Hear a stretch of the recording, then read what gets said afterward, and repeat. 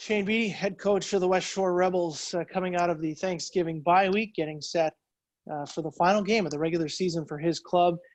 Shane, let's start with the Week 9 victory, a big one, 63-0 over Kamloops. How did you feel about the way your club performed on the road there? Yeah, absolutely. Well, that was at home. Oh, sorry, excuse me, at home. But, no, I was really happy with all three phases. We hadn't done that in a while. Regardless of our opponent, I thought we played well. We executed, and the kids played fast. I mean, we're still down a bunch of starters, and finally, this week, we're starting to get really healthy. I'm really stoked. How'd you use the bye week, the late season bye week? How'd you use that, and how do you feel about having 2 bye weeks in the regular season again? Some of us really needed it, Dom. I mean, we were so banged up. Thank God we had it. We were down one point in time, 13 defensive kids. I went in the locker room for our trip to VI, and I counted 13 sets of helmets on the 13 helmets on the defensive side alone, and 7 starters. So we'll get everybody back this week except for 2, and so that's gonna be the first time we go into a game having 10 or more starters from our original 12 starters.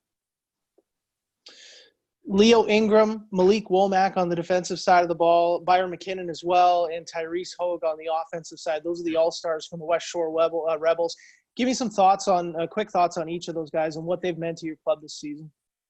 Tyrese has really stepped up his leadership, and really proud of him. You know, it was a little bit up and down initially, but then about 4 weeks ago, he decided to put his foot in the dirt per se, and decided to be a leader, and I love him for it, and consequently, we picked it up on that side running the ball, and the kids buy into him. On Byron McKinnon, best athlete we got in my opinion. Best player, or one of the top 3. Amazing kid, amazing leader. And what a story, a local kid that just came up too. Both of them. Yeah. I mean, both Mount Doug kids, right? And then obviously Malik, the little turd, he just played phenomenal. He should have 12 picks right now. He's dropped 3 in his hands. So one more and he sets the ties the BCFC record. So really pleased with him. He's quick as a cat. He's sneaky. He's sneaky Maliki. And he's gonna ball out. He's gonna get his 10th pick this week, and I'm really, really proud of him. He's had some issues, some family issues that he has had to deal with, and for him to be out in this field playing ball, proud of him. Yeah, really proud of him. Coach, this will be the 5th straight game, despite my flub off the opening saying you guys were on the road last week. I even had a question about your home games here. That's how prepared I was. 5th straight game without having to leave Vancouver Island, and it's going to be the same next week in the semifinal. You guys will be at home again. Has that been an advantage of any kind for your club? Oh, it's awesome. The beginning of the season was just a nightmare. I mean, those long trips, right? And coming back to the ferry at 6 a.m., leaving at 6 a.m., getting get ready to get on the ferry at 6 a.m., catching the 7 o'clock ferry. You're gone for 26 straight hours. And really, it's tough. But, we've been we signed up for this, and we knew what we were getting. But we didn't know it would be this beneficial being at home for the last 5 weeks. It's been huge. Yeah. I mean, obviously, you got the one big dog in this conference, and the rest of us can battle it out. But anything can happen on any given day. Yeah, I mean, and that seems to be what everyone's saying. 10-0 is one thing, and we've all seen 10-0 teams come and go in this league. That won't be the first time, won't be the last time. I was one of them.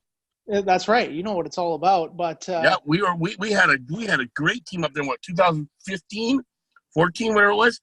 10-0, we lost to Langley. Yeah, and you know it better than anyone, Shane. To beat that team or play a team a 3rd time in a season, really anything can happen in that BC final game. Well, that's just it, eh? I mean. To be honest, obviously I'm not looking ahead of Kelowna because if Kelowna gets healthy, they can be awfully good. They lack the passing game, but they put Connor Richard back in a running back and a receiver. That gives them a little added confidence, right? VI still got those 3 weapons at receiver. I think us with Hayden playing really well, with Mayo, with Zach Lubin running the ball really well, we're going to put Mayo back on offense. And Nathan Fleetle playing real well. And then on defense, hey, let me tell you something. We'll get Leo back for the playoffs. We'll have Byron ready to go. We're going to be 100% healthy for the playoffs for the first time all year. And that's the honest to God truth. I don't lie about that kind of crap. And we get ready to go for the playoffs, man. It's going to be scary. So you've got the Sun this weekend at home. You're locked into second place, but you can impact what happens in that semifinal game. Yep. You know, and you know how it plays out. If Okanagan wins, they lock themselves into third. But if they lose and the Raiders beat the Huskers, well, then you got VI in the semis. How do you break it down, and does it play into it at all as you prepare this week? We're gonna play everybody, but you know, Kelowna could have to come here on Sunday, turn around and leave ready again Friday.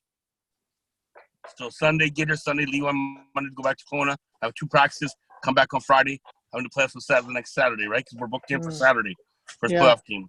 That's a nightmare. I've had to do that. That's not fun. So we could do that, or we could load up this audience out of this stands of fans and get against our rival, which three great receivers. You never know what's going to happen. But and I have a ton of respect for what they're doing at VI. I really love the head coach. I think he's doing a phenomenal job. So to be honest with you, let's get after it this week. Let's beat Kelowna and let the cards fall where they fall. I know that your executive, your board of directors, I'm sure they would love that home gate with VI on that Saturday, though. Would that be something for them? I'm sure. Yeah, it really would. But to be honest, we're going to have 10 starters back on defense. We'll have our full allotment on offense. Let's play this week. Let's play tough. Let's play fast. Let's get that momentum rolling. And, you know, make it VI it is. All right, Shane. I appreciate your time as always. Thank you. Much respect, big dog.